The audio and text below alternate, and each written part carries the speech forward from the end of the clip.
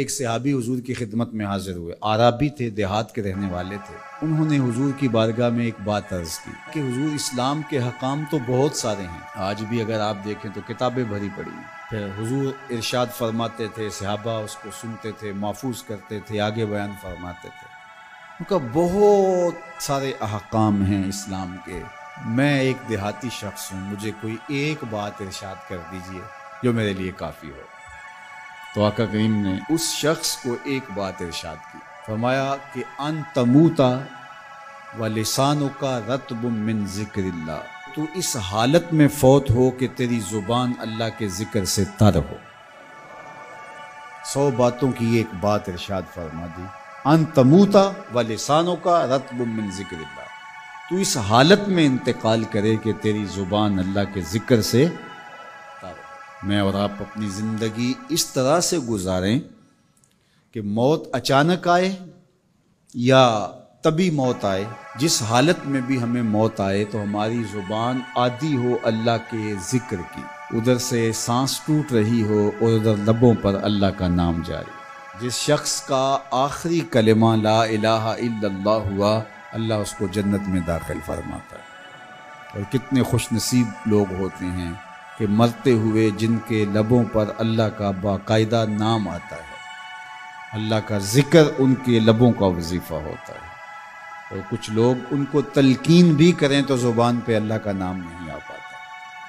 اور ان میں سے ایک وہ شخص جو شراب کا عادی ہے یا کسی بھی نشہ آور چیز کو لیتا ہے، تو ایسے شخص کو مرتے ہوئے کلمہ نصیب نہیں ہوتا۔ جو اس کو دنیا کے اوپر سزائیں دی جاتی ہیں، ان سزاؤں میں سے ایک سزا یہ ہے کہ مرتے ہوئے اس کے لبوں پہ کلمہ نہیں آتا۔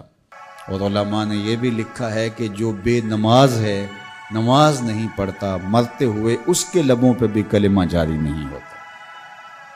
اللہ اکبر۔ تو ایک جامع بات ارشاد کر دی کہ ان تموتا ولسانک رطب من ذکر اللہ، تو اس حالت میں فوت ہو کہ تیری زبان اللہ کے ذکر سے تر ہو۔ قرآن مجید میں ہمیں اللہ تعالیٰ نے یہ بھی حکم دیا ہے کہ مجھے یاد کرو، اور یہ بھی حکم دیا ہے کہ مجھے فراموش نہ کرو۔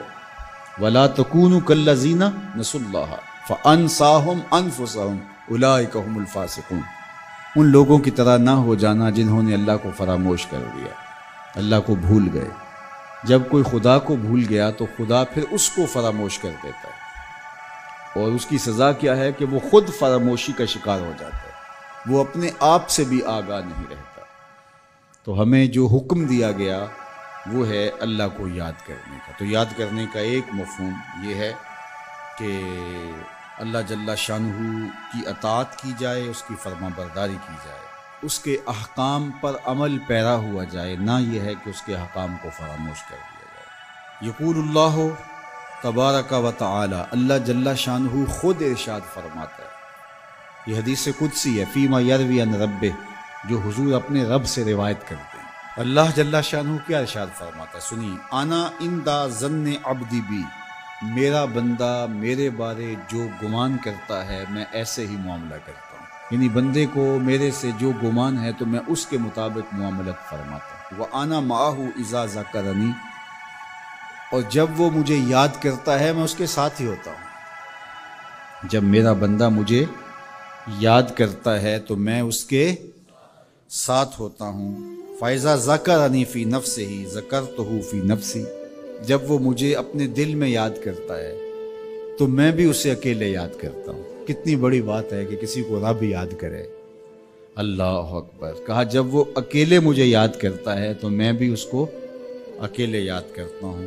وَإِن ذَكَرَنِي فِي مَلَئٍ ذَكَرْتُهُ فِي مَلَئٍ خَيْرٍ مِّنْهُ، اگر وہ مجھے مجمع میں یاد کرتا ہے، لوگوں کے ہجوم میں یاد کرتا ہے، تو میں بھی اسے مجمع میں یاد کرتا ہوں جو اس مجمع سے بہتر ہے، اس اجتماع سے بہتر ہے۔ یہاں نیک بد گناہ گار سارے طرح کے لوگ ہیں، لیکن میں فرشتوں کے اجتماع میں یاد کرتا ہوں۔ اللہ اکبر۔ کیا منظر ہوتا ہوگا کہ جب اللہ فرشتوں میں کسی بندے کو یاد فرما رہا ہو، اللہ اکبر۔ اور ایک حدیث میں جو ہے وہ اس کے پھر آگے لفظ جو ہے یہ ہے، میرا بندہ میری طرف اگر ایک بالشت چل کے آتا ہے تو میں ایک ذرا آتا ہوں، اور میرا بندہ میری طرف اگر ایک قدم آتا ہے 70 قدم آتا ہوں، اور اگر میرا بندہ میری طرف چل کر آتا ہے اتیت ہو ہر والا، میری رحمتیں دوڑ کے استقبال کرتی۔ اللہ اکبر۔ تو کتنی کرم نوازی ہوتی ہے جو اس کو یاد کرتا ہے۔ تو یاد کا چراغ کبھی بھی بجھنا نہیں چاہیے۔